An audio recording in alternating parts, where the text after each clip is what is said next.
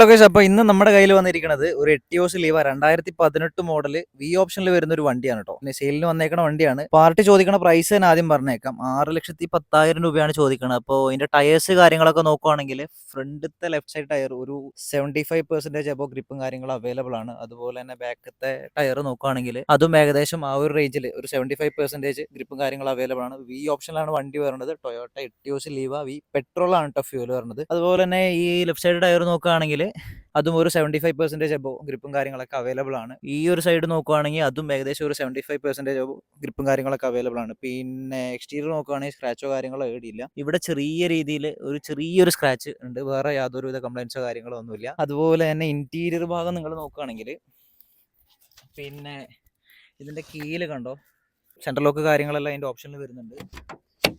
Interior നോക്കുകയാണെങ്കിൽ seat cover കാര്യങ്ങളെല്ലാം ഉണ്ട്. വണ്ടി ഇപ്പം നിലവിൽ ഓടിയിരിക്കുന്ന കിലോമീറ്റർ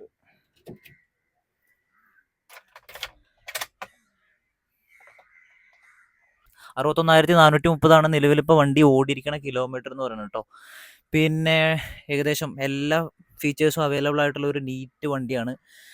അപ്പോൾ സീറ്റ് കവർ കാര്യങ്ങളെല്ലാം ഉണ്ട്. കമ്പനി സീറ്റ് കവറും കാര്യങ്ങളൊക്കെ തന്നെയാണ് വരുന്നത്. ഇപ്പോൾ ഇന്റീരിയർ നല്ല കിഡിലിനായിട്ട് മെയിൻറ്റെയിൻ ചെയ്തിട്ടുണ്ട്.